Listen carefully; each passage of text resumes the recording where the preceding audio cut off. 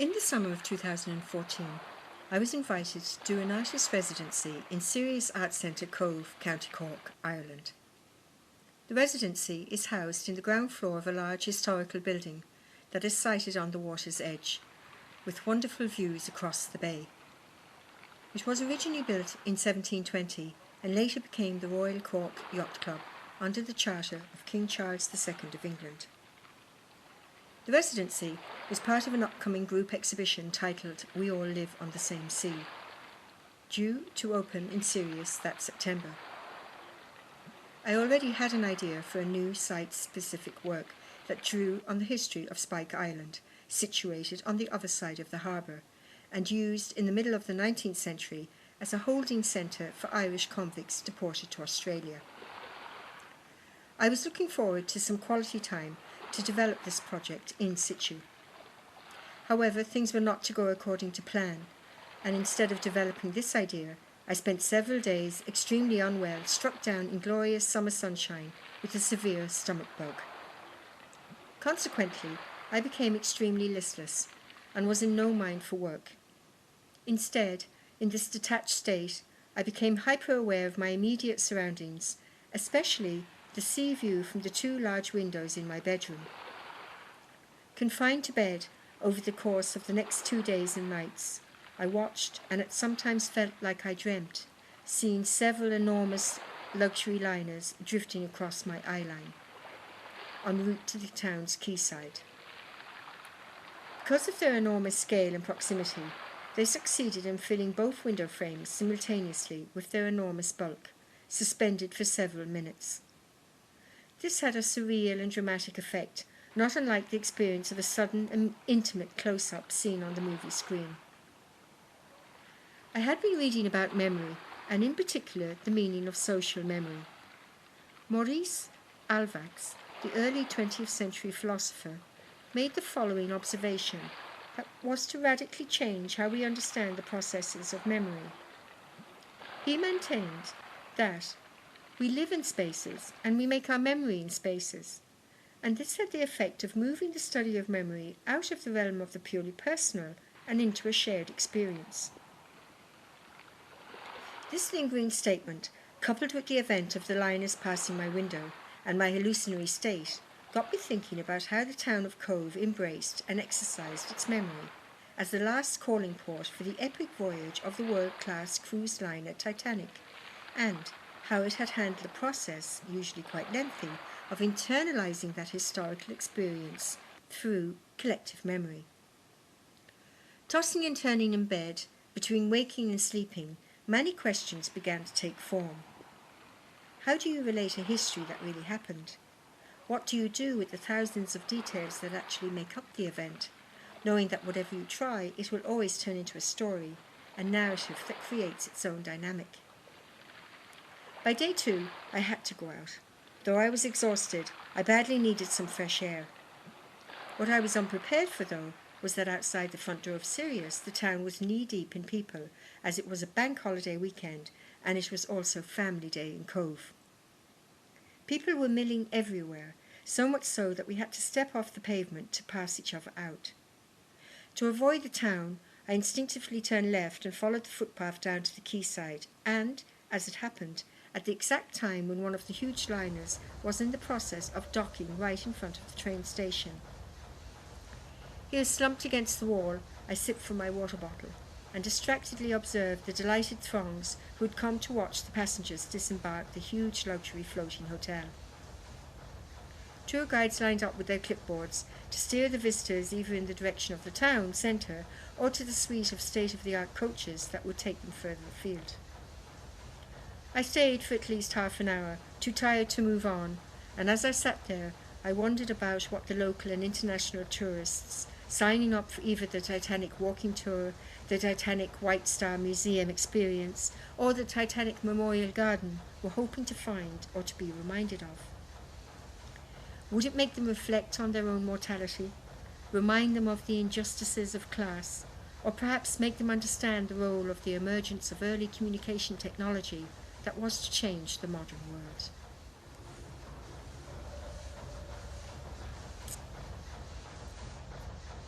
The first major application of radio was for navigation, where it greatly reduced the isolation of ships, saving thousands of lives. However, in its early days, radio was generally limited to Morse code transmissions, as the technology was not yet sophisticated enough to translate the complexity of the human voice. The 1912 sinking of the Titanic highlighted the value of radio to ocean vessels. Guglielmo Marconi, first Marquis of Marconi, born on the 25th of April 1874, was an entrepreneur, businessman and founder in 1897 of the British Wireless Telegraph and Signal Company, which later became the Marconi Company. Marconi succeeded in making a commercial success of radio by innovating and building on the work of previous experimenters and physicists. The Marconi Company, the Edwardian equivalent of a top technology brand, had already put its wireless operators on board some of the most prestigious ships, but the new technology on board the Titanic was a showcase of an ambitious, optimistic era and represented the biggest and best wireless equipment in the world. However, as it was still something of a novelty, much of the wireless traffic was from first class and a few second-class passengers who could afford it. They sent short, personal messages to friends and family, rather like modern-day text messaging, consisting of observational and witty comments regarding their glamorous surroundings. Phillips? Yes, sir. We struck an iceberg. Send out the call for assistance. The regulations just go, sir? Yes, at once. There's our position.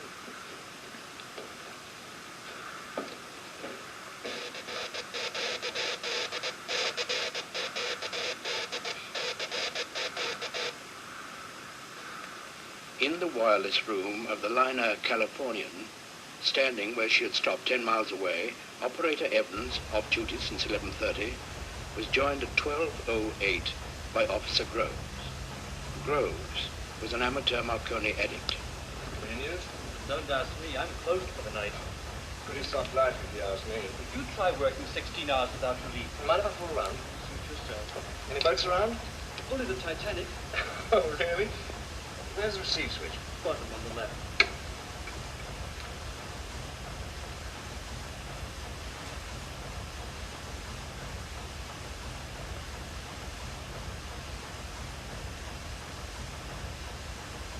Nothing. Well, no wonder you have to wind the detector. The what? The detector. It's magnetic, runs by clockwork. You have to wind it up if you want to hear anything. I'm tired. I think I'll turn you. Noon on Wednesday the 10th of April 1912, on a bright spring morning in Southampton, England, the Titanic releases its moorings and to great applause and hooting of horns sets out on its maiden voyage. Its destination is New York, but it has 2 more stops en route in order to take on some more paying passengers. It crosses the English Channel to Cherbourg, France, arriving at approximately 7 p.m. later that evening. It then heads westwards following the trade winds across the Celtic Sea and arrives just after noon on the following day in the southern tip of Ireland. Here in Queenstown, the last stop of the Titanic, 123 passengers await her arrival, eager to board the small tenders moored at the quayside in the centre of town that will bring them to the world's largest liner anchored in deep water in the harbour. Later that afternoon, at around 1:40 p.m, the liner starts up her engines with all her booked passengers on board. She sounds 3 blasts of the state-of-the-art, heavy-duty bronze, 4-foot-tall, 3-pronged whistles to the delight of the crowds lining the quayside. According to reports in the Irish Independent the next day, it was estimated that over 2,000 had thronged the town and quaysides that afternoon to watch the spectacle and wave off the Titanic and the last leg of her epic voyage to America.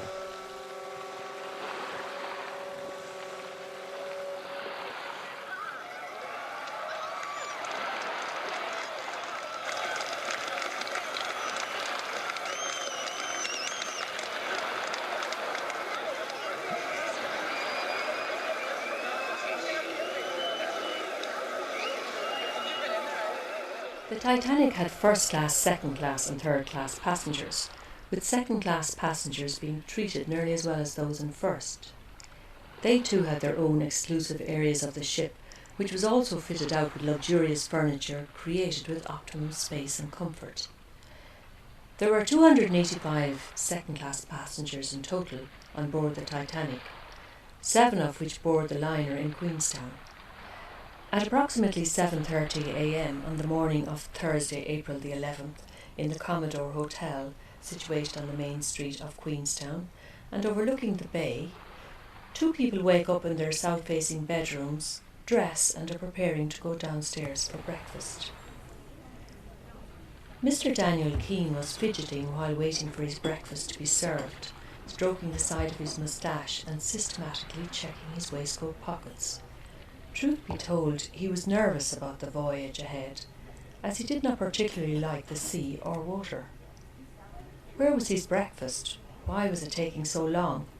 He wanted to be sure to have plenty of time to digest and take a short walk before boarding the ship around 2 p.m. that would take him to the liner moored out in the deeper water of the harbour. He glared over his paper and caught the figure of a tall, handsome woman, walking leisurely and assuredly into the dining room area at approximately 8:05 a.m. He knew the time because he checked his pocket watch as she sat down. She was not young, but neither was she middle-aged, perhaps 25 or 7. Mr. Keane was about to turn 36 this summer, and had long since acquired the habits and mode of thinking of a comfortable bachelor. She promptly and without any hesitation ordered a breakfast of fresh orange juice, scrambled eggs, black pudding, bacon and smoked herring, soda bread washed down with a few cups of Barry's tea. There were several boats available to ferry passengers and supplies to the liner over the course of that morning, as the Titanic was anchored outside in the bay for only a short period, from approximately 12 p.m. to 2 p.m, and all passengers had to be aboard during this time. In an overall total of 2,223 passengers, 123 passengers embarked at Queenstown. 3 were first class, 7 second class, while the remainder travelled in steerage. These 2 individuals were 2 of the 7 second-class passengers who were destined to sail on the Titanic that afternoon from Queenstown.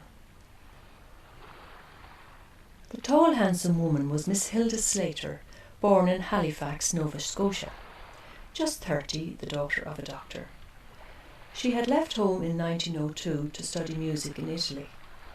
She had dreams of becoming a professional singer, but her ambition exceeded her talent. Her older brother was an officer aboard the Royal Yacht, Victoria and Albert, and helped to support her. She had planned to return on an earlier vessel, but had been seduced by all the talk about the new liner White Star, and so had decided to travel on the Titanic back to America. She was in England shopping for her trousseau, and booked passage home aboard the Titanic. Ticket number 234818. £12 7 shillings. Neatly wrapped in tissue were one satin opal and pearl wedding dress, with silver opal and mesh scarf, satin slippers, silk stockings, and a hair bandeau, for which she had paid the princely sum of $4,000. She was sharing cabin E101 with her best friend and cousin Florence Kelly, who was already en route. The wireless room of the Titanic. First operator, John George Phillips, on duty. He was coming to the end of his 14-hour day, doing his job, for which his pay was $30 a month, or approximately 7 cents an hour. The time, 9:30 p.m. What you getting? Another ice warning. The Masaba reports ice, latitude 42 degrees north. Where's that? I don't know. I'm no navigator. Yeah, do you think it could be this... Oh, look, leave me alone, will you? I'm trying to get Cape Race. What's Cape Race? A relay station in Newfoundland. The passengers have got me loaded with messages to send to the States. They must think this is a toy. Listen. Lovely trip. Found my beads. Guess who I ran into at the Vatican? Dying to see you. Love, Lily. And there's stacks of... Wait a minute, that's Cape Race now.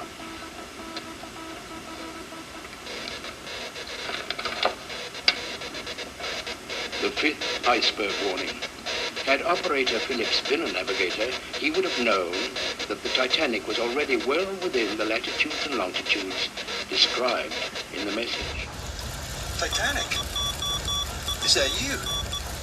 Ever get your traffic from Cape Race?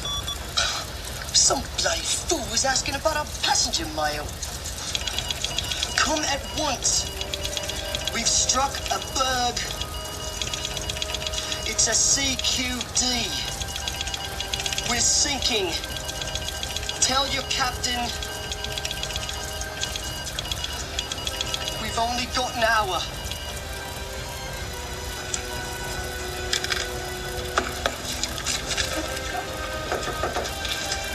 What? Name of heavens! It's the Titanic, sir. She struck an iceberg. She'll sink within an hour. Dean, turn the ship around immediately, north-northwest. Aye, Captain. Are you certain of this message? Absolutely, sir. Folks will survive 20 minutes in this freezing water. Send word to Captain Smith we're coming fast as we can.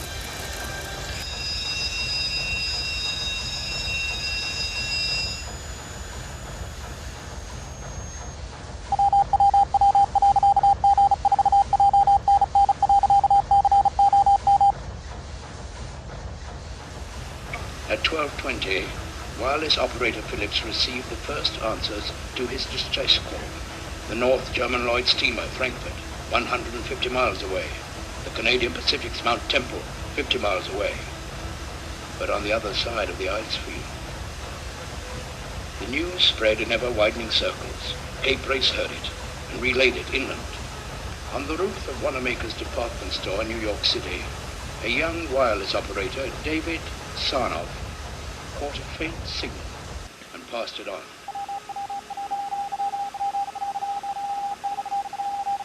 The time, 12:24. An Associated Press dispatch crossed the news desk of the New York Times. The Titanic was sinking. Mr. Keane looked once more at his ticket with its colourful illustration. Ticket number 233-734, price £12 7s. All was in order. He would feel better once he was on board and en route to New York. Mr. Keane sneaked a glance at Hilda, who had taken the empty seat directly opposite him. She was dressed in a navy blue satin dress with lace around the collar and drop earrings that glistened in the early morning sunshine. Her hair was tied up in a fashionable mode of the time.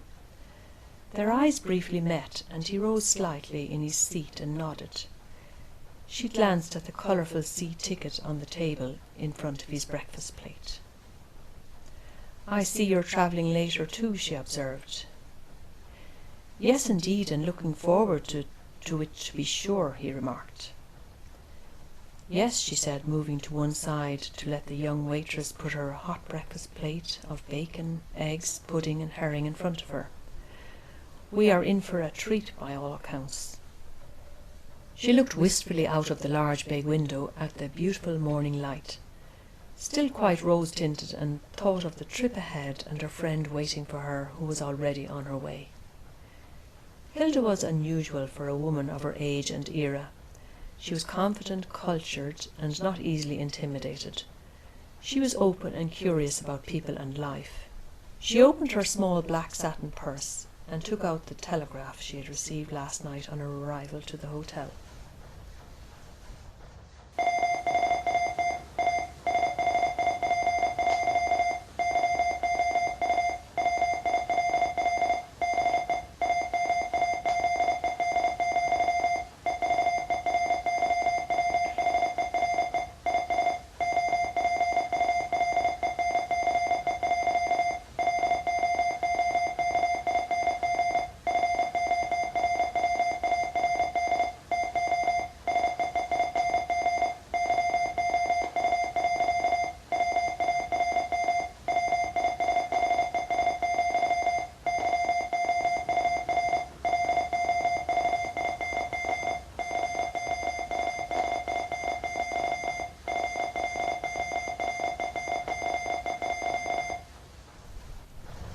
What a ship, you will be amazed.